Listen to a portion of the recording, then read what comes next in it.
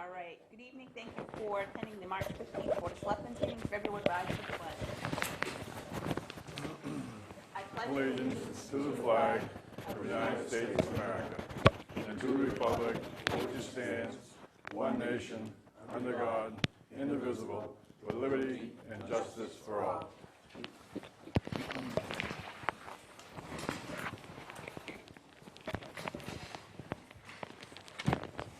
For announcements this evening, first I would like to offer condolences to our head librarian, Ruth Blake.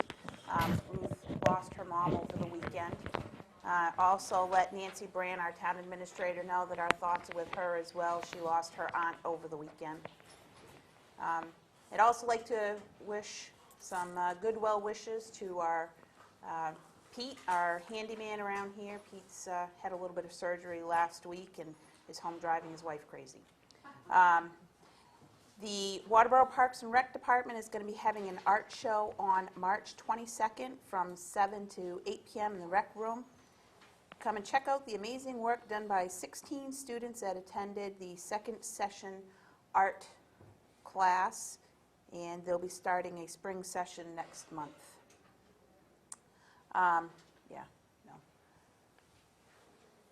For appointments this evening at 6 o'clock, we have Sheriff Ouellette regarding COPS grant.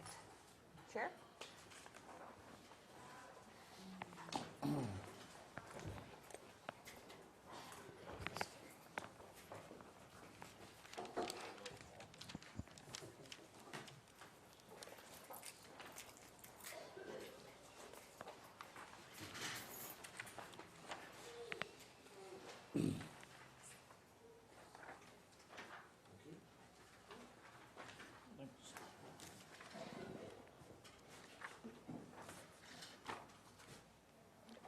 Good evening. It's a pleasure to be here this evening. I sent a letter to all the towns that the York County Sheriff's Office patrol in regards to a COPS position that the Sheriff's Office has received from the federal government. I think the board is aware that quite a few years ago the town entered into an agreement with us, and we currently have one full-time position here in Waterboro. And this program from the COPS office is a little bit different than the one that the town had originally got involved with. The one that began the contract program, if some of you remember right, the federal government picked up 75% of the first year's salary, 50% the second year, 25% the third year. And on the fourth year, the town would pick up the cost of the deputy. This particular COPS grant is a little bit different. What it does, basically, it picks up the entire salary plus benefits for a full-time certified deputy for a period of 3 years. And on the fourth year, the town would pick up that salary and benefits, as well as some of the other incidentals. There is a startup cost on it, obviously. There's a vehicle involved, there's weapons, there's sirens, so on and so forth. So what I've done, what I gave to you a few minutes ago, is a program that I'd like for the town to take a look at and see if it might be something that would be of interest. In the spirit of trying to help out as much as possible and try to do this as cost effective as possible, what I've done is if you look at the top part of this, the capital costs over a 3-year period obviously is you have the cost of a vehicle setup, which includes the lettering, light bars, sirens, so on and so forth, the laptop for the car, the weapon, the shotgun, the bulletproof vest, radio, the mobile radio, and the portable radio. That's total of about $33,000. What the program would look like, and if you look at the second part, the annual operating and administrative expenses, basically gas, repairs, and vehicle insurance, the wireless service, and so on. I don't have to read all of it.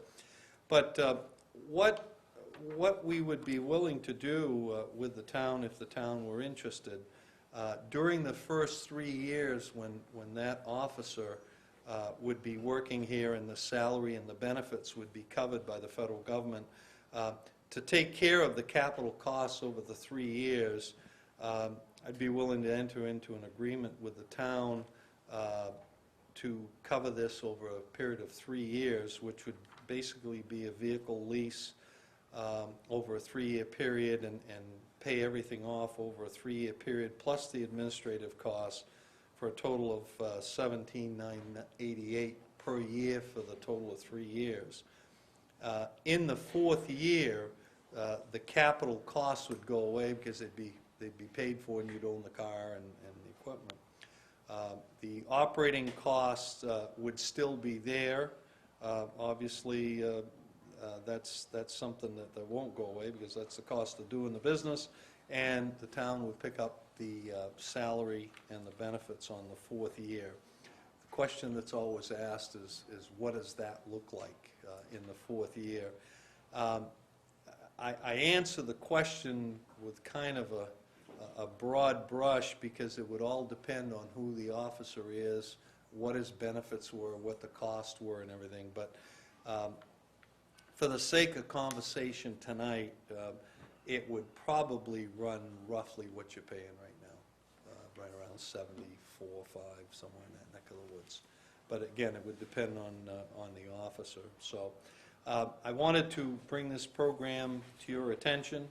I'd also like to, understanding that money is tight and understanding that budgets are tight, but along with that comes the fact that the calls for service are up, and obviously a lot of times people in desperate times do desperate things, and it's getting extremely busy out there. And my personal opinion is this is an opportune time for a town to start, doing a little bit more and trying to help themselves out and get more coverage than they have now to try to keep a handle on what's going on in the community. So I would be happy to answer any questions that you might have.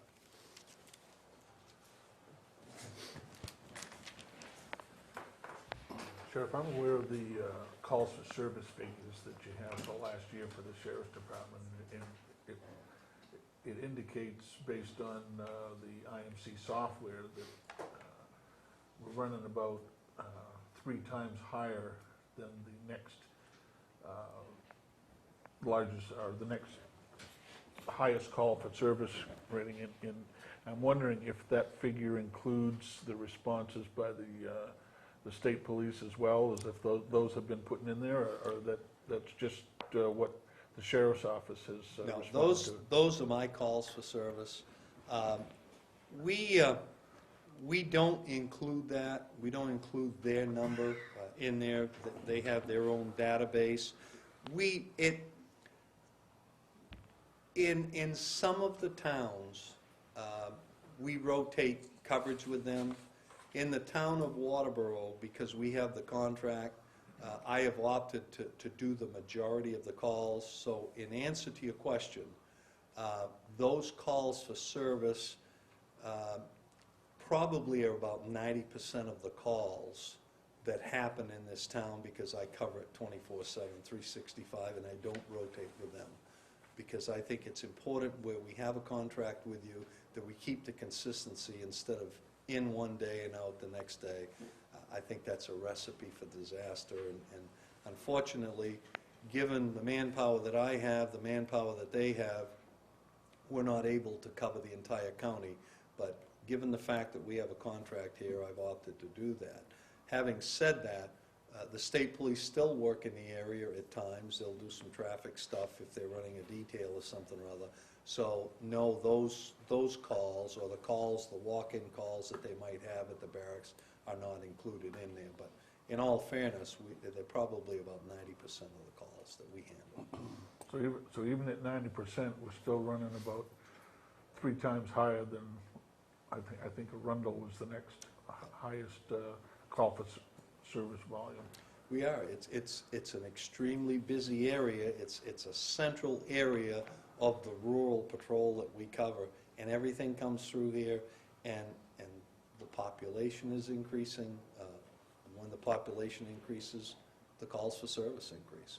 The other thing that we have to keep in mind also is we have a high school and a junior high school, and we have a whole series of schools in here that also draw a lot of attention after school time. We have a school resource officer inside of the school. That in itself is a huge patrol area if you really stop and think about it, with the concentration of students that are on campus during the daytime. But after school is out and everybody's out and about and everything, that creates a lot more also. The traffic, the foot traffic, whatever else is going through. So there are a lot of it, there's a lot of factors that come into those numbers that you're looking at, because Waterboro is a thriving community. There's a lot of people in here, and there's a lot of things going on with a lot of people in the neighborhood. So it's primarily the reason. Yes. Now, clarification, is this proposal in lieu of what we have now, or in addition? It'd be in addition. In addition. Correct. So it'd be $17,988 for years 1 through 3, Correct. and then year 4 it would jump up. It would be to whatever the actual costs are. Now, what happens to the program if the town buys in for year 1 and year number 2, the town says, we can't do it, financial reasons, the voters opt to turn it down? Where does that leave the program? Well, if you didn't raise the money in the contract, I guess we'd pull the person out and go home. But I would think with the money that you had invested and everything, and what you'd be getting out of it, hopefully the people would see that it's a valuable program. I mean, I'm not here tonight, and nor have I ever been here trying to get people to do more and so on and so forth. But I think one thing that the board should realize is that the town of Waterboro has more people in it than at least 5 of the towns in York County that have organized police departments. And that number continues to go up. And to be quite frank with you, there's a breaking point that with what we have right now in this area, there's going to come a point in time that it's going to break, because with 20 people to cover 585 square miles with a population of about 70,000, the math doesn't work out. There's going to come a day that somebody's going to get hurt. And that's what I'm trying to prevent.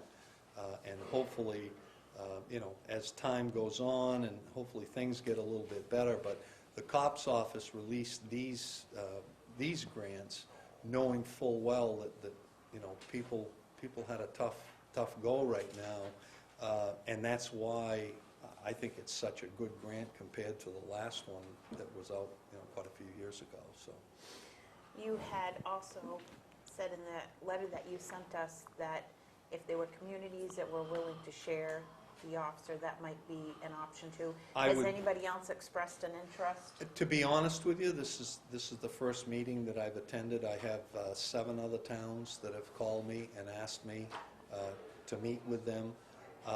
I would, as I said in the letter, I would be open if 2 towns wanted to get together and share this in a shared, cooperative thing. I would certainly be willing to have that discussion with both of those towns. You said you've got 7 other meetings after this. You have Correct. 1 officer. I have 1 officer. So what happens if all 7 communities say we want a piece of this pie? We're in trouble. I'm going to have to split a guy 7 ways, I guess. But no, I mean, it's unfortunately there's only 1 position, and it's a deal where I have to offer it to everyone. Back about a year and a half or so ago, there was a similar proposal to this, and I had put in for some positions. And I spoke to this board, I spoke to several other. One other town had opted to do it, and actually convene a special town meeting, raised the money to do it, wanted to sign the contract, and when the awards came out, I didn't get one. So I kind of had to put my head between my tail and go back to the town and say, sorry, I didn't get it. This time, I decided instead of doing it that way, if I was going to offer something to the towns, I wanted to make sure I had the product, and I do have that position. I just got it. So, if several of them wanted to do it, I guess we'd have to sit down and have a discussion, see the best way to do it.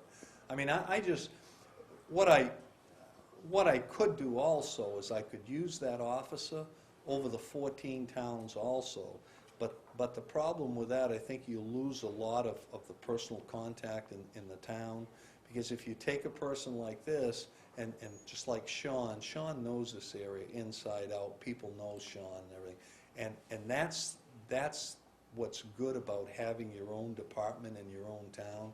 You know where to go, you know what the problems are, and you take care of them. That's why I think a position like this is best served by going into an individual municipality or a couple of them, so that, again, that it's a community-oriented policing program, and people know the officer knows the people, and I think you get more of a bang for your buck than going the other way. I guess where I was going with this is you only have one position, but if all 7 towns say we want that position, how are you going to determine who gets it? Is it going to be a first come, first served? Well, it'll probably have to be that, because if not, it'd be a tough decision to make, because if somebody said, well, we think we're going to do it, it's just like, the money talks and everything else walks, and I mean, I hate to say that, but I mean, basically that's what you have to do. I mean, if somebody says, yeah, we want it, and we're ready to sign a contract, I'll probably have to do that. But I still want to continue to patrol Waterboro solely, because I think it's important with the contract that we have right now with you, that we provide all of the service, and I think we do a good job, and I think our officers do a good job. And matter of fact, the officers in a discussion wanted to do it that way also, so it was an easy sell to them, because they take a lot of pride in the town of Waterboro. They do a lot of work there. So. Any other questions? When do you have to know by? What's the drop dead date? There's none. There is none. I mean, the major deadline is here, because we got a town meeting coming up in June, and we have a deadline for articles, and the question comes down as to whether, one, as to whether we bite for it, two, whether we put in the budget for $18,000, or we put in a budget for $9,000 for half one. So we need to if we're going to recommend this to the town, we need to make our decision very quickly. And I think that comes, it's timely that we have scheduled our budget meetings on the agenda tonight, because we can talk about it. We know we have some other things that we need to reconsider, so. As far as first come, first serve and everything, I think, this is the type of a situation where I'm not going to walk into one of the meetings that I'm going to after this, and somebody's going to say, yeah, where do we sign? I mean, everyone has a meeting they have to do. Everybody has to budget the money, and totally understand that. I chair the finance committee for the town I live in, but I wanted to get the information out as soon as I could, and that's why I'm here in Waterboro, because I think we have a great working relationship. If the town is interested, I'd like to see the town take advantage of it. Is there a federal component to this on the third year, that it's mandated that the town picks up the cost? On the 4th year. On the fourth year? It's on the 4th year. So there is Yeah, but I mean, to be quite candid with you, I signed off on that. So I mean, if as you mentioned earlier, if the town didn't raise the money in the 3rd year or something or other, the county would probably be held holding the bag and have to hold, for the 4th year. Because I did sign the contract, because I wanted it. I wanted that person locked in, so. I just have one question. at the end of the fourth year, if we were to go with this, and then at the end of the fourth year, we opted not to go with it any longer, what happens to all the equipment that is purchased during that period of time? Just like the equipment that you have right now, you own it. In other words, like the first car we bought, we ended up turning over to the fire department. The lights are interchangeable and all that other stuff. You should. Any other questions? Okay. Chair, Thank we'll, you. let you know how our discussions Okay. go. Thank you. Any questions, just give me a call. Thanks. Next on our agenda at 6:15, we have an appointment with Owens McCullough regarding the transfer station. And I saw Owen here. Yeah, he left Oh, with, okay. He's out there talking to probably, the, they're probably talking over the I'm hot coming back now. Owen's in the hot seat. Yes, no problem. Hi, everybody. Good evening. First, just a quick update. Actually, I got some pictures. Has everybody been out to the transfer station? Well, we were going to meet out there, I think, but you were here at the town office, Gordon, and the other day, but it doesn't matter. I don't know, nobody asked me to meet Oh. over there. I met down there with the director and, Well, here's a picture of the as-built condition with the, now there's some cleanup just because when we started this, it just turned brutally cold on us. In fact, when Lucas had to pour the concrete, we had to actually tent the concrete slab and put heat into it when they poured it. Otherwise, the concrete would have never cured. So they turned cold on us. But there's some finished grading that'll have to happen when it's done, but it's operational now.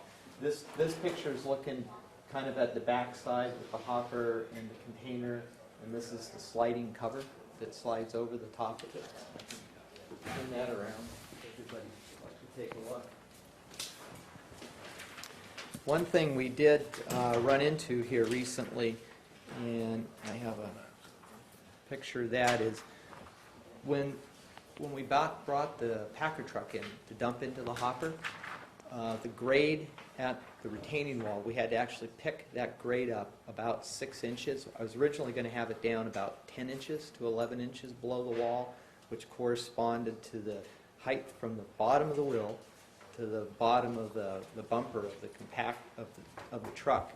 As it turns out, because of the angle when the truck backs up into it, there's and Clint can describe this because I haven't actually seen the truck, but there's like a belly, Dave? Oh, you know. Good. There's actually like a belly or something It's like a belly right there, so on it. So when he backed up, what we had to do was raise that grade up by the wall and extend it out a little bit. And here's a picture of what that looks like. And there is one thing I'd like to do. I talked to Lucas. Oh, I'm sorry. I'd like to do with Clint before we pave this or finish this. This picture shows it a little bit better. But we ordered these large blocks. They're about 6,000-pound blocks. They're 22 inches high and, I don't know, 3 or 4 feet wide and 5 feet long or something like that. And what we'd like to do is put 2 coming out from the wall right here. That will help me with the grade difference because I have to slope the grade off to the lower wall. If I run those blocks out, what that'll do is it'll give me a curve essentially along here so that the grade transitions a little better to here. And then right out here where the pavement is, I'd like to bring the gravel about another 10 feet out, I think, is what we decided in the field. And then that would make the transition for the truck a little smoother when it comes up to the wall. Now this will all be paved. It has to be paved because a gravel surface with trucks and turning movements, which we always planned on paving, would have to be done. Then the lower section of the wall was always planned to be paved down there, and that would stay the same. So that would get paved at the lower end all the way down to the catch basin that then drops down and goes to a dry well on the lower side. And so when you look at the top, there'll be about 3 or 4 inches, which still will provide a curb stop for the truck coming up. And then the back of the truck, when these gates are open, the back of the truck will extend over the hopper. The door will be open, and they'll be able to go down into the hopper. And I would say I was out there the other day, first time I got to see the cover that Lucas built and the hopper, and it's pretty rugged and it slides really pretty good. And I think Clint had pretty good luck with that piece of it. The other thing that I'd like, that we're going to have to do, it's still just part of the work Question. this spring. Before you get going. Yep. These blocks that are going to be put over here and then over here, Not over there, because we're Okay. going to slope that off All right. around. is the surface going to be level with the top of those blocks? Or are you going to have a wall there, and so then you're just going to have a ramp that people have to walk up rather than drive to it, as in the household waste right now? It would be a paved ramp. If I, as a homeowner, want to throw a recyclable in there, I would walk up that paved ramp, which will be 15 feet wide, and I would throw it into the hopper. That's not acceptable to me. Well, the ramp will only be probably 6 or 7%. I know what it's going to be, okay, but originally I felt this was going to be a surface that people could drive up and either drive by and park, or park right here. You're talking about having a major lip sticking out here, several 15, 20 feet, and so people are going to have to get out of the car and walk up to the dumpster and throw it in, because this wall is too high. Well, It the does wall, not- the wall height has to be that height, because you have a hopper that's about 54 inches off the slab below, and then you have to have the slope of the hopper enough up to the wall so that the material will slide down into the hopper. So if the grades are, the top of the wall and the grade of the slab are pretty much fixed in this situation because of just the land and the topography on the bottom side Well, of the wall. either I missed that in the original diagram, or this has been altered.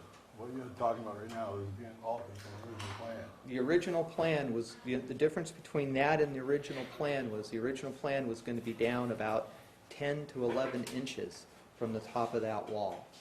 So there was always going to have to be a ramp coming up to that wall. It's a little bit steeper, not steeper, but because we're going to extend it out, it'll be no steeper. But in order to make that grade work from the lower level to the upper level, because that compactor sits yay tall off the ground, and then on top of that is a hopper that has to go up. So that wall is 8 feet high, which is the minimum that I could go with to get a slope so that the material would come down. And I still feel the engineering was at fault here. well, we're working with the grades and the conditions we have out there. You know, here's the back side of that hopper. This grade here is just got a few inches of pitch from here to this end of the wall. So I couldn't, if I had lowered this grade and pushed it down, it would have been a hole in the ground in this location. You have, the site was there, okay? You're an engineer. You work with the site you got, okay? I don't think this is what we were presented.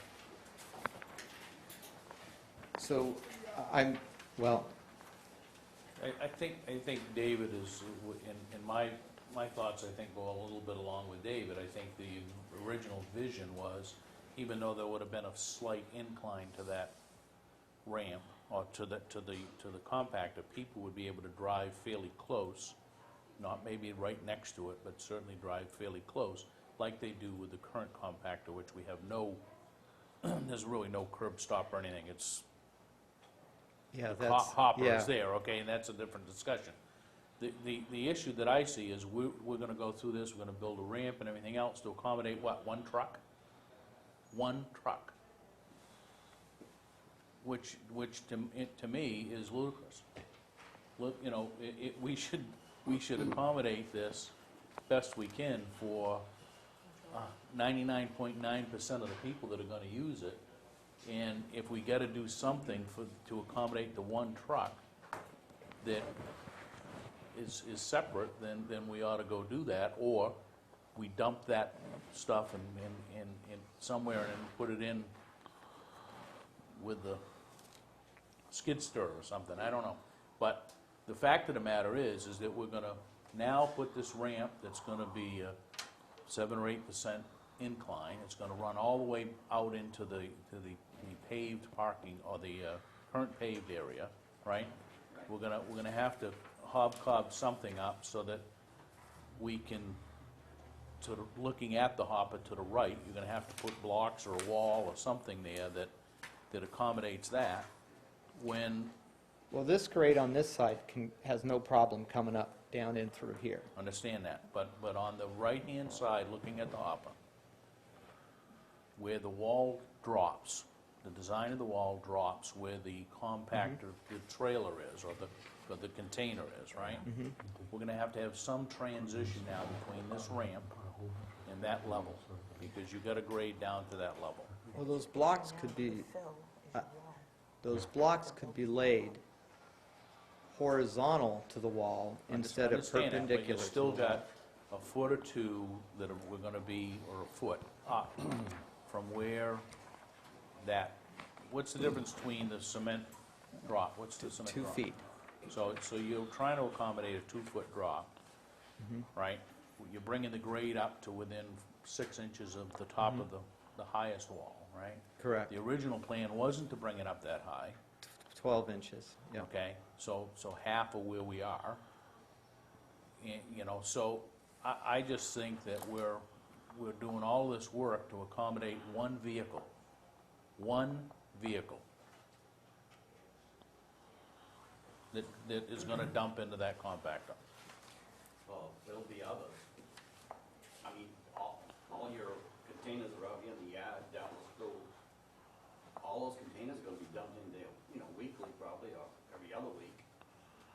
Well, I don't see us dumping a silver bullet into that thing. Maybe I'm wrong. Was it originally designed? That's why he's got to extend this thing out so that it's very So gradual. what we're extending it out for is so that we can dump a silver bullet into that hopper. Well, not only that, as it is now, people have got to walk up to that. There's no way to pull in there like we thought it was gonna be. Right. So And I people think have- that's David and my Yeah, point. and I is will not whether we accept were gonna this. pull right up to it, we can argue that. I don't have a problem with that folks are gonna have to actually get out and carry their stuff, Yeah, okay? drive over in like this. But the fact of the matter is that if that's the intent, how big is that hopper? Yeah, but How many hopper cubic is- yards in a so silver not bullet? like driving with a car, you'd have to put in a whole bunch of. Well, the Well, charge it's box 30, is it's 4 cubic yards. The charge box is, I think it's 4 cubic yards, or 4 cubic feet is the charge 5 box. by 5, it's rated for 4.5, Yeah, according to the factory specs. and then the hopper is probably 3 times that. And so what we're trying to accommodate is to put that big truck with a silver bullet on the back of it and lift it up so that we could dump the silver bullet into that hopper. That to me is absolutely foolish. My concern is it seems like we're gonna be making it harder for residents to recycle. Yep. Well, It's fairly convenient to get to the hopper now. And now you're gonna make it harder, and here we are, we're trying to get people to recycle, we're trying to promote recycling and get more people involved in that. My concern is if we're making it more difficult for them, how many people are just gonna say, I'm not gonna bother with that anymore? Well, to me, the bottom line is, this is a screw up, all right? It has nothing to do with convenience or anything else. And it needs to be corrected and not cobbled together. And the pictures that I see that you have here differ from when I went down there and looked at that. And there was a marked difference in the height. Now, I was told that if you brought that out in the manner which you describe now, that, and correct me if I'm wrong, that there would probably be some dig-safe things that we were running afoul of. And then secondly, on the right-hand side of that, because of the height in there, that we might have some Maine Department of Labor problems because of people being able to get over that. Now, am I correct? When we were talking down there, that the wall apparently was designed too high in the first place. And you can't cut it off now because the amount of, I guess, of rebar and reinforcements and the fencing and everything else that you have in there. Now, am I correct on that? As far as, Not being able to cut that wall down? obviously, you'd have to cut everything down. The wall, What Owen's saying is the wall has to be that high to accommodate the current compactor. Now, we could have dug the pit deeper, but it would have been a hole. but it would have been more of an issue, right? But, so, I guess I would like to look at how do we deal with, I mean, I can't imagine somebody backing a silver bullet up there and saying, okay, let her go, we're gonna dump that whole silver bullet in that compactor. That doesn't make sense to me at all, Clint, We do it. right? We do it. We fill up that 30 yards that's sitting inside the hopper, and Dean picks it up, backs up there and dumps it in, Dumps it where? into the other hopper, household waste. I Well, mean, we do this all the time. so the open top that sits next to the old compactor that we throw household waste in, Right, he dumps that into the, yes. Can that gate, I just don't see it. the way you have it in there, be designed in such a way that instead of having the blocks on the right-hand side, that you have an approach that people can drive up onto that, like a dual approach. They can drive up, stop, empty the stuff, and then drive down the left side, and you'd still have the area in front for the trucks to make their gradual move. Is that a possibility? That would be, the possibility with that is yes, by those concrete blocks that we had made by Carroll would then need to be placed, instead of perpendicular to the wall, horizontal to the wall.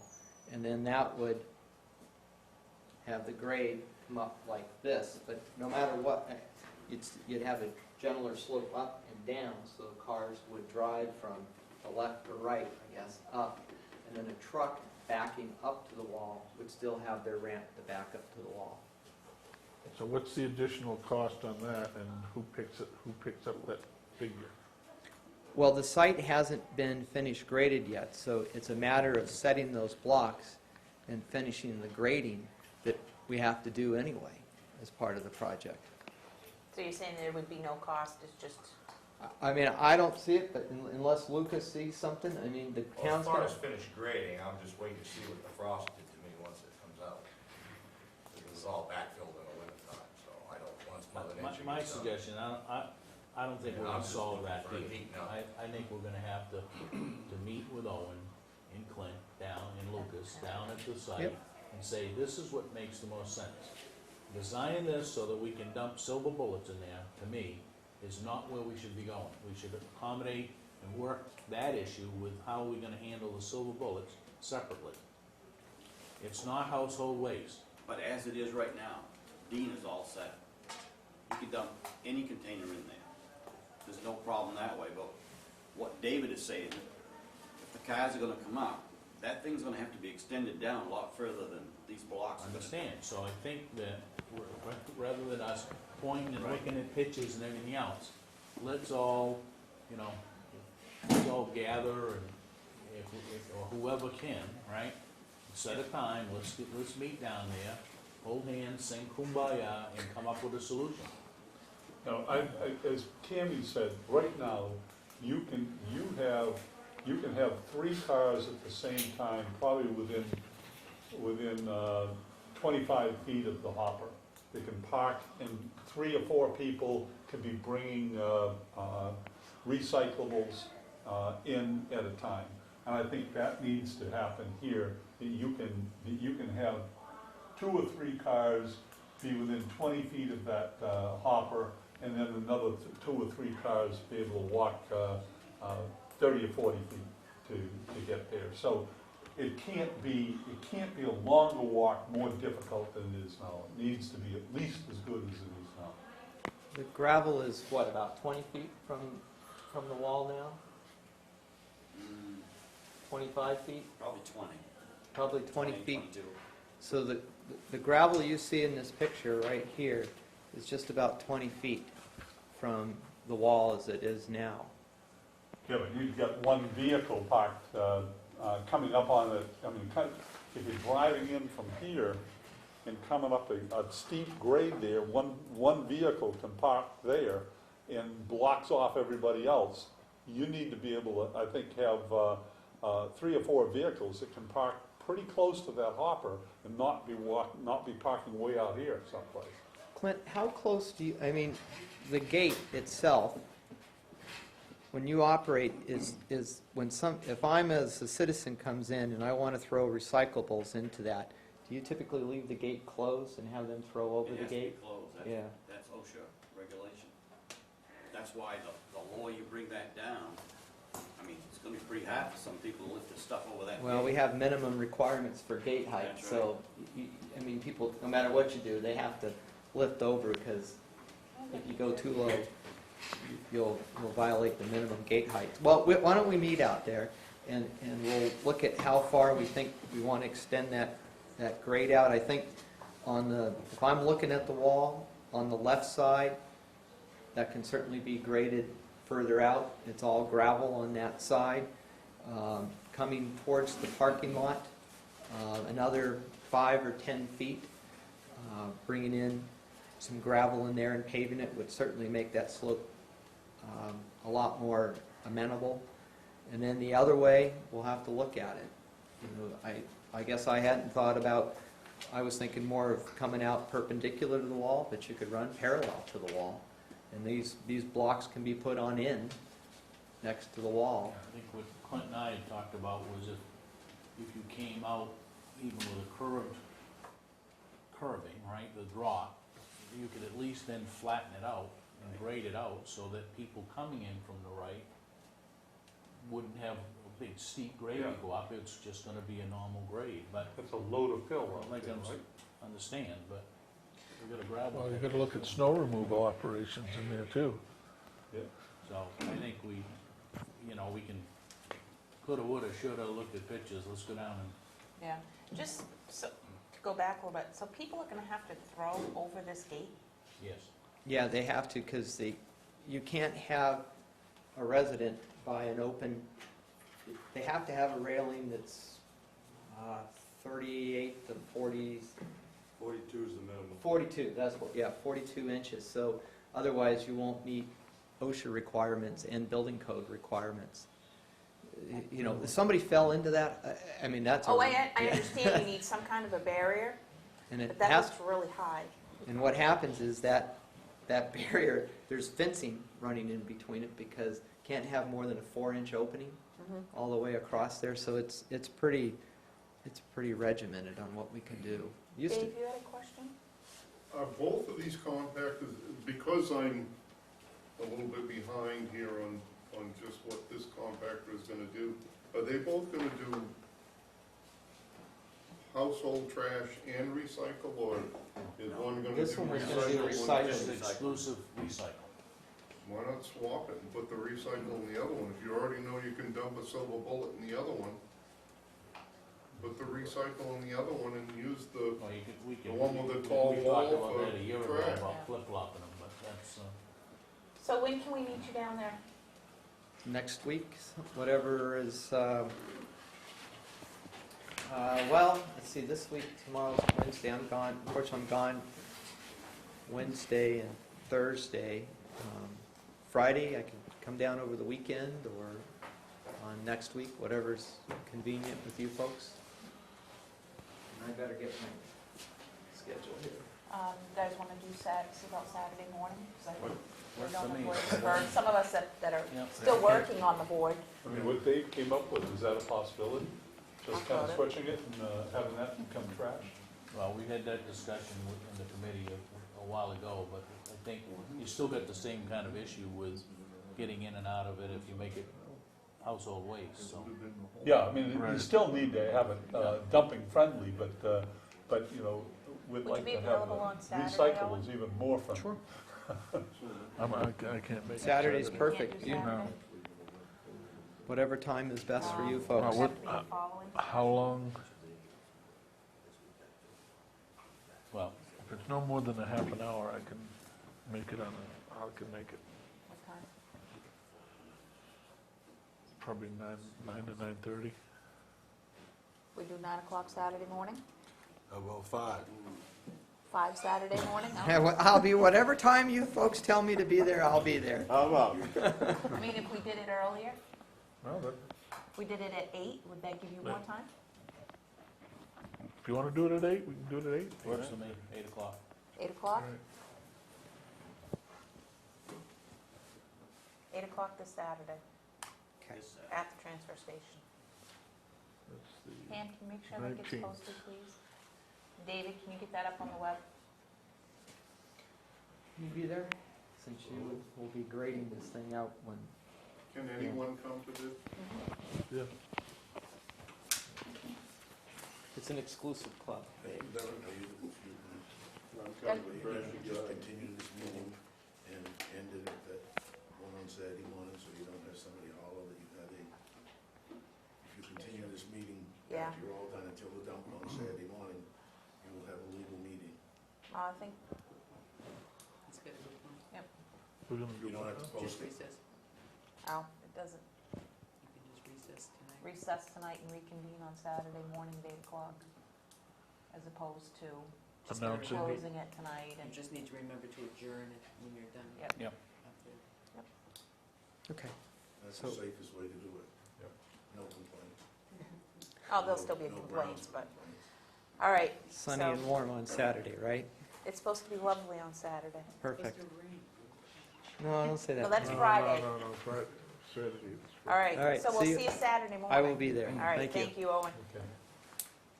Next up on the agenda, hearing and delegation. That me? No, you're further down. We're gonna make you stick around. Before it gets dark. Aaron, did you have anything you wanted to report on tonight? We need to make a spot for him instead of hearing a delegation. Just to give you some visuals. Do that.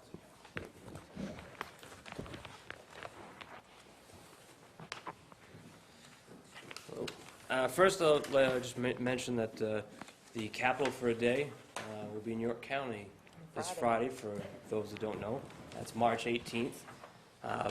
Governor LePage will be meeting at the Elliott Commons Shopping Plaza. That's right on Route 236 in Elliott.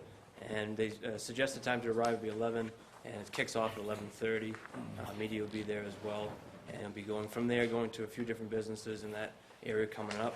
And then the town hall meeting will be at Thornton Academy at 6 o'clock to approximately 7:30.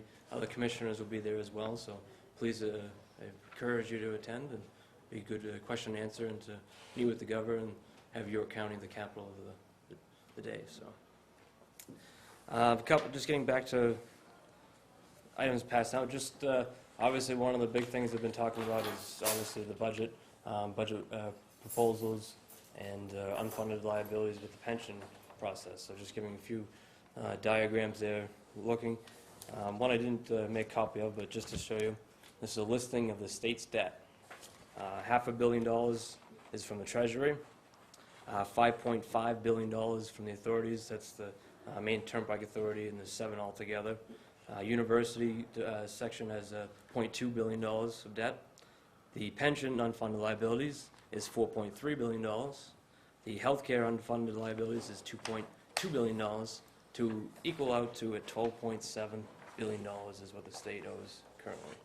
So just to give a little bit of idea of where we're at.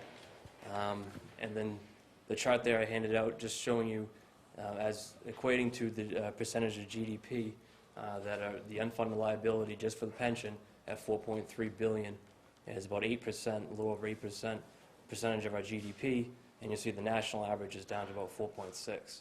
So just kind of show you in regards to what other states are having troubles as well, and just kind of shows you in ranking of what order. And then you show in the other sheet, ranking is in the bottom section in per capita. So we definitely have some serious issues. On that, being known that obviously this is a proposal, nothing has been passed yet, so nothing is set in stone. Everything is still getting worked out and just in the beginning stages of being worked out. In the governor's proposals, there is no cuts in pensions at all. There will be a no increase in COLAs, no COLA cost of increase in living for the next 3 years. That's the proposal. And then also what you're paying is currently at 7.65, which will be increased to 9.65. So some changes that can make these so that can be payable in the future. So like I said, these are all proposals, and these are things that are going to be being worked out vigorously for the next few months. So I'm getting a lot of questions and comments about that, so I'm open. Please call or email for any questions, and getting plenty of comments as well. So I definitely encourage those so you can make a better judgment as we go forward. So any questions? Ben? Mr. Louis, do you support or oppose any COLA adjustments in the proposed plan? The question, do I support or don't support the increase in the COLA? If you look at Social Security, they didn't get an increase in 2010, and they didn't get one in 2011. A lot of people's salaries are increasing as well, so we definitely have some serious problems, and it's not just one section or another. We have to make changes to this pension process, or that percentage that will be taking up the general fund will be instrumental, and you won't have money for all the different schools and roads and everything else. So changes do have to be made, and those sacrifices are being felt already across the board between people, losing their jobs altogether, or people not getting salary increases. And like I said, the people that that are living on Social Security, they're not getting an increase as well. So this isn't just the state retirement section. It's But the individuals that contributed to the state retirement today knowingly contribute, thinking they were contributing for potential for COLA adjustments in the future before they retire. Well, there is a you have the cap. There was a cap currently on the COLA at 4%. On the last 30 years, that's averaged out to about 2.8%. So after that 3 years in the proposal of no increase, that will be capped at 2%. So it's a change of basically 2.8% down to 2%. Whether or not, there is no, as far as I know, there is no set to say you're guaranteed to get an increase over that. Whereas it's capped to say that it won't go over that. And like I said, the proposal is there is no cuts to it. I think if there was a cut to it, I think you would have a higher argument saying, I was promised this. There is no proposals, and I would say very strongly that there wouldn't be any proposals to cut what is already being promised. It just, the people that are the state workers, and these aren't the people that, they didn't make mistakes, they didn't choose this. Unfortunately, these decisions were made years past, and past legislators and past administrators who first borrowed the money from what was funded. So now it's not, it's basically unfunded, obviously, as we're talking about, so that money's not there. And then also because the money was in the stock market, and then we had the crash in 2008, so the money just isn't there. So the promises were made by past administrators, and so changes have to be made. Unfortunately, there's the bearing of bad news that it is, but you can't just keep passing the buck along. It's just going to put the burden further and just going to make more problems down the road as well. Okay, anything else? I think that, certainly, there's an argument on both sides, but, when I went to work for the company that I worked for years, I felt, and knew that I was gonna get a retirement pension, right? Over the years, that has changed in my 31-year working career. It got changed numerous times, right? I didn't get a chance to vote or whatever, that's what it was, right? Right. So, for anybody to think that they're gonna get a pension and it's automatically gonna get increased, you know, that's fine, but, you know, things change and, you know. People's pensions today, 401ks. If you're fortunate to get one out of the private sector today, I'm telling you what, it's not gonna increase, it's a fixed pension. So, I think it just levels the playing field a little bit, maybe it doesn't, but. I don't disagree with you, but my point was for those that are already retired, how does it impact them? You know, if it impacts them, if they knowingly retired, planning on that, How do you think the knowing how folks they at, retired. how do you think the folks at General Motors that already retired, and when they went bankrupt, it was over, right? I don't disagree. And I don't, you know, that's a valid point, but if we don't make these changes, you know, when you're looking at projecting down the road, because we have a constitutional amendment that says we have to pay this back by 2028. And if you're looking down the road at the payments of this unfunded liability, you're looking at, you know, 25% or more of the percentage of the general fund going to just this pension.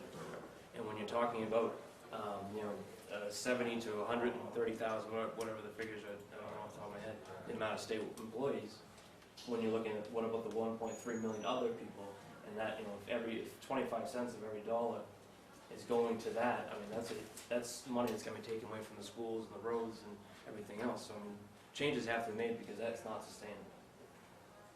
John? You know, I think if you have a 2% inflation rate, it doesn't have a major effect. If you get into the 80s, where you have 10, 14% per year inflation rate, then, and there's no cost of living that comes close to that, then people losing 10 to 14% buying power every year in 5 years, you've lost half your income. So that's where the issue is going to come. I would agree. And And you know, and if you get into that type of thing, chances are the state will adjust to some. And if we get into, you know, that's the term, if that gets into hyperinflation, then there's, you know, it could get to a point where it doesn't matter how much you're getting because it still doesn't buy, you know, purchase anything. So I mean, the pension fund has their monies invested. So if they're not paying much now, but if they do get inflation, then the stocks pay more, the pension fund gains more, so the chances are it's not going to, people aren't going to get stuck at no increase forever. But like I said, everything is proposals and it's getting, you know, working on it, and there'll be changes and it will go back and forth. And I'm sure there'll be hearings. People will have the opportunity Yes. to go up to Augusta and voice their opinions. Please don't hesitate to call or email the governor's office. He's, you know, encouraging to, you know, contact him. Please contact me, and, you know, I'll try to get any answers back to you as soon as I possibly can. So we'll see. All right. Thank you, Aaron. Thank you. Under new business, number 6, we have discussed purchase of paving hot box. I'd entertain a motion to move that up as the next item that we discussed, because Doug did bring one for us to see and would like to get us outside before it's dark. So moved. Second? Second. All those in favor? All right. There we go. What we're gonna be looking at is a reclaim. It's a new stage hot box. Upgrade the name. All right, so we'll be outside, we'll be back. Do we need a motion to? No, it's just